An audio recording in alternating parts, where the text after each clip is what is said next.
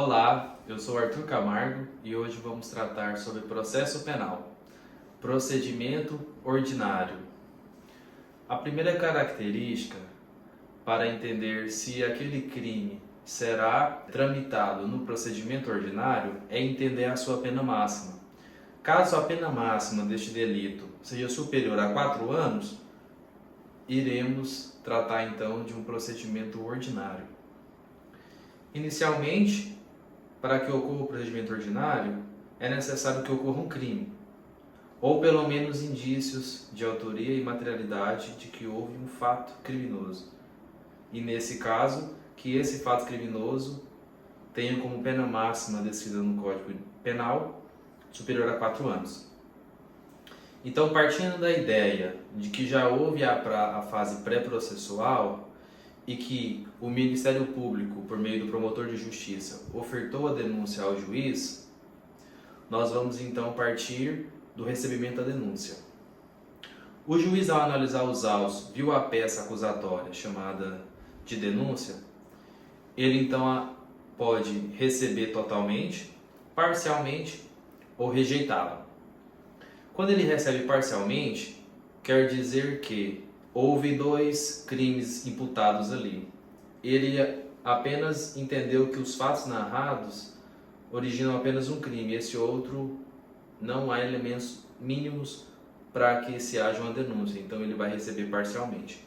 Ou ele recebe totalmente quando entende que os crimes imputados correspondem minimamente ao que está narrado na peça acusatória. Com isso, o juiz cita o réu para que ele responda àquela acusação por meio da peça chamada resposta à acusação no prazo de 10 dias. Essa citação ela pode ocorrer de forma ficta ou de forma pessoal. A regra do processo penal é que ela seja feita pelo oficial de justiça. A citação ficta pode ser por edital ou por hora certa. Em um outro vídeo, nós vamos entrar mais em detalhes a essas citações, ok? O juiz, então, em posse da resposta à acusação feita pela defesa do réu, ele irá analisar se é causa de absolvição sumária pelo 397 ou se ele deverá designar audiência de instrução e julgamento. Falaremos sobre absolvição sumária em um outro vídeo. Partindo então do pressuposto que o juiz ele entendeu que não há elementos de absolvição sumária, ele então vai designar a audiência de instrução e julgamento. No rito ordinário, a audiência de instrução e julgamento ela deverá ser designada no prazo de 60 dias. Chegou no dia da audiência marcada. A defesa e a acusação poderão arrolar até 8 testemunhas. No rito ordinário são até 8 testemunhas. Haverá o apregoamento, na prática, que é a chamada que o serventuário faz, sabendo se todas as partes estão presentes, anunciando que irá abrir a audiência de instrução e julgamento, convidando-os, então, para a sala de audiências. Na sequência, será ouvido o ofendido, depois as testemunhas do ofendido, que no caso é a acusação, as testemunhas da defesa, será ouvido os peritos, ocorrerá as acariações. Acariações significa que houve diferentes teses dentro de um mesmo fato.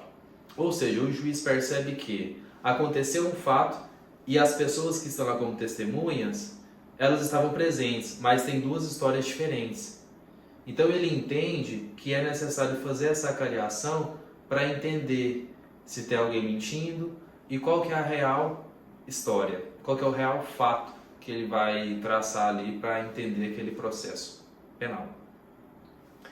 Depois disso, será feito o reconhecimento de coisas e pessoas. Tem processo que não se consegue provar ou já está provado, então não há essa necessidade. Após o reconhecimento de pessoas e coisas, será ouvido o réu. Por quê? Não tem como o réu se defender de algo que ele não sabe nas minúcias como ele está sendo acusado. Isso é a característica do processo penal, que é sempre primeiro se acusa, depois se defende, para não prejudicar a ampla defesa, o direito do contraditório. Após ouvido o réu, se o juiz entender ou qualquer uma das partes que houve um fato novo que ainda está controverso e precisa de diligências ou provas para que o juiz seja justo na sua decisão, poderá ser marcado então essas diligências de produção de provas e a audiência encerrará ali. Depois, no prazo de 5 dias, será determinado as alegações finais primoriais e depois do recebimento dessas alegações finais, será feito no prazo de 10 dias a sentença. Que esse prazo ele é informal, ou seja, o juiz, se não prolatar a sentença em 10 dias, não terá nenhuma pena nem nulidade no processo.